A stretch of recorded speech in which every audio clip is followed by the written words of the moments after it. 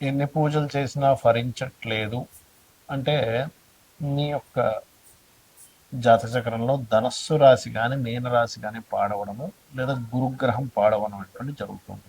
అయితే దీనికి మరి పరిహారం ఏమిటి? ఈ 40 రోజుల పాటు చేసుకునేటువంటి రెమెడియల్ పార్ట్ వల్ల మీకు కలిగేటువంటి ఫలితాలు ఏమిటి అనేటువంటి విషయాలు చెప్తుంది నేనైనప్పటికీ చెప్పిస్తుంది సాక్షాత్ లలిత అమ్మవారిగా భావిస్తూ ప్రధానంగా గురుగ్రహం ఏదైతే ఉందో గురువు యొక్క రాసులు అంటే ధనస్సు లేదా మీన రాసులు లేదా గురుగ్రహం పాడైనట్లయితే ఏమవుతుందంటే మనకి గురుబలం అనేటువంటి తగ్గుతుంది.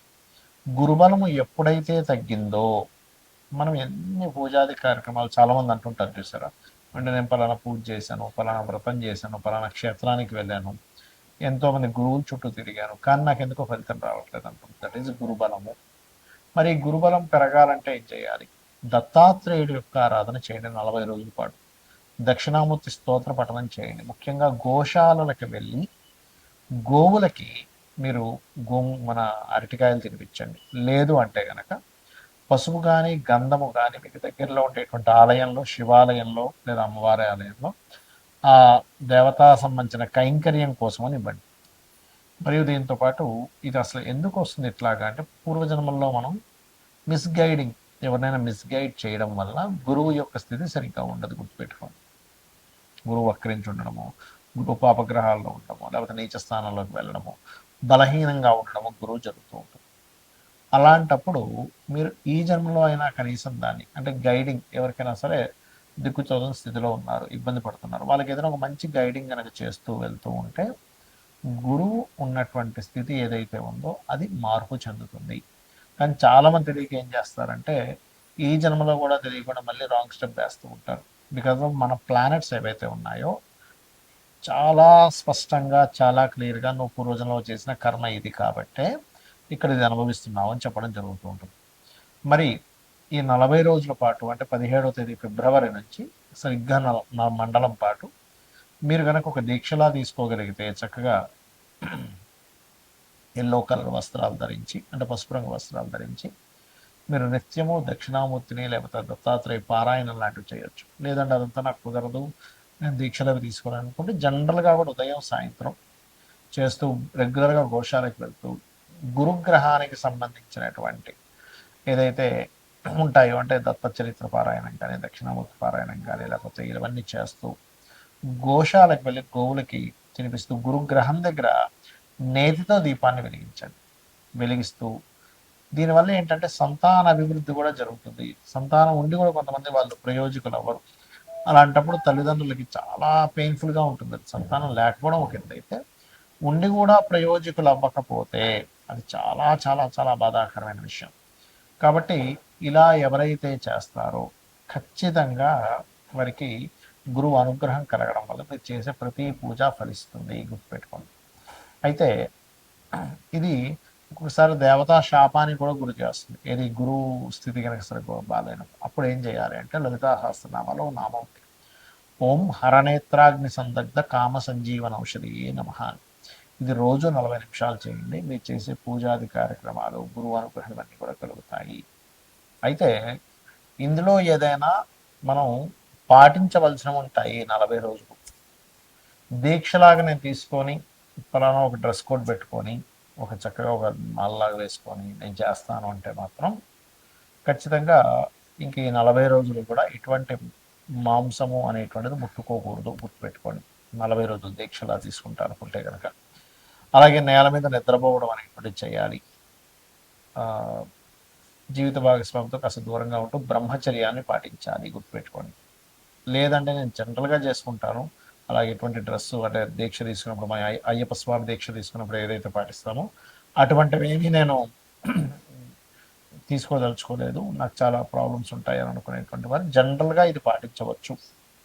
అయితే ఇందులో ఉదయము సాయంత్రం కనుక చేసినట్లయితే మరింత మంచి ఫలితాలు ఉంటాయి. గుర్తుపెట్టుకోండి ఈ యొక్క ప్రక్రియ విషయంలో. అలాగే మనకి ఈ గ్రహణ సమయము ప్లస్ ఎందుకు చెప్తున్నానంటే గ్రహణంతో పాటు 17వ తేదీ నుంచి పంచగ్రహ కూటమి కూడా ఏర్పడుతుంది. మనకు ఆల్రెడీ జనవరి మాసంలో ఒకసారి ఏర్పడింది.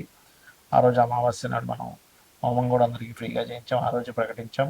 మరలా నెక్స్ట్ గ్రహణం వస్తున్నప్పుడు కామాఖ్య శక్తిపీఠంలో 3 హోమాలు ఉంటున్నాయని గణపతి, లలిత మరియు నవగ్రహ హోమము మరియు చండీ హోమం, ఎవరైనా మీరు ఆ హోమంలో పార్టిసిపేట్ చేయాలనుకుంటే కనుక కింది ఇచ్చిన నెంబర్లో సంప్రదిస్తే కూడా మనం మీకు వివరాలు అందుతాయి. అయితే ఈ ఈ 40 రోజులు కూడా ఎవరైనా మనకు ఫలానా సంబంధించిన ఇబ్బంది ఎక్కువగా ఉంది, ఒక్కోసారి ఎలా ఉంటుందంటే 6వ స్థానంలో గనక గ్రహాలు అధికంగా ఉన్నా, లేదా 12వ స్థానంలో అధిక గ్రహాలు ఉన్నా, అష్టమంలో గ్రహాలు ఉన్నా ఏమవుతుంటుందంటే 6లో ఉన్నప్పుడు ఎంత కాంపిటీషన్ లక్షణాలు ఇస్తాయో, ఎంత వర్కాలిక్గా పర్సన్ ఉంటాడో అదే విధంగా శత్రుత్వాలు కూడా పెరుగుతూ ఉంటాయి. గుర్తుపెట్టుకోండి. శత్రు సంబంధం అంటే 6వ స్థానం, లగ్నం నుంచి 6వ స్థానం శత్రువుని పెంచుతుంది. అది గనక ఆరో స్థానము ఉదాహరణకి వృచ్చికమో కుంభమో అయిందనుకోండి, నిగూఢమైనటువంటి శత్రువులు మరింత ఎక్కువగా పెరుగుతూ ఉంటారు.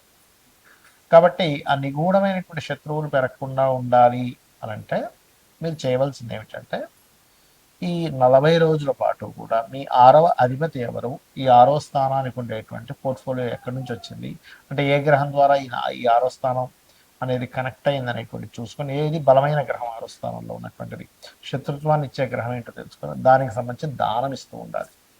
ఈ 40 రోజుల పాటు వీలున్నప్పుడల్లా వారానికి ఒకసారైనా దానం కనుక ఇచ్చినట్లయితే కూడా 6 సార్లు అవుతుంది. మనకి 40 రోజుల్లో తీసుకుంటే ఒక 6 టైమ్స్ కనుక మీరు ఇస్తే కనుక 6 వారాలు లేదా 7 వారాలు ఇచ్చినా పర్లేదు. అప్పుడు మీకు శత్రువులు తగ్గుతారు, రుణాలు తగ్గుతాయి, రోగాలు కూడా తగ్గుతాయి. గుర్తుపెట్టుకోండి. రుణ రోగ శత్రుస్థానం అందులో పర్టికులర్గా శనికి సంబంధించిన కనుక 6వ భావ సంబంధం వచ్చి 6లో కనుక ఉంటే ఆయన కొంచెం రోగకారకుడు, అంటే 6వ భావాధిపతితో ఉన్న 6వ స్థానం. ఇప్పుడు ఒక్కోసారి ఏమవుతుందంటే రాహుతో ఉన్నప్పుడు డయాగ్నోస్ కూడా అవ్వదు రోగం.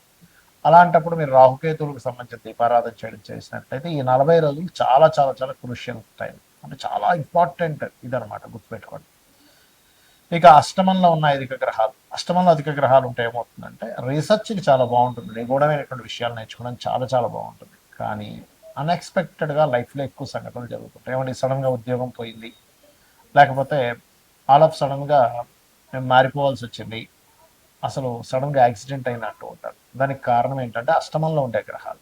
అందుకని 40 రోజులు కూడా మీ లగ్నం నుంచి, అంటే మీకు మేషం నుంచి మీనం వరకు మనకు 12 రాసులు ఎలాగో 12 లగ్నాలు ఉంటాయి. ఆ యొక్క 12 లగ్నాల్లోని లగ్నం నుంచి ఇప్పుడు ఉదాహరణకి మేష లగ్నం అనుకుందాం, 8వ భావం వృశ్చికం అవుతుంది, వృషభం అనుకుంటే 8వ భావం ధనస్సు అవుతుంది, మిథునం అనుకుంటే 8వ భావం మకరం అవుతుంది. ఇలాగా లగ్నం నుంచి 8వ స్థానంలో ఏ గ్రహాలు ఉన్నాయో వాటికి సంబంధించిన దానాలు 40 రోజులు ఇస్తున్నట్లయితే ఈ గ్రహ ప్రభావం అనేటువంటిది ఉండదు. అంటే ఎందుకు చెప్తున్నానంటే ఎప్పుడైనా ఇలాగా రేర్గా వచ్చేటువంటి పంచగ్రహ కూటములు ఎప్పుడూ రానటువంటి మనకి ఈ మూడోసారి, అంటే 3 సార్లు ఒకే సంవత్సరంలో రావడం అనేటువంటిది పంచగ్రహ కూటమి చాలా విశేషమైనటువంటిది.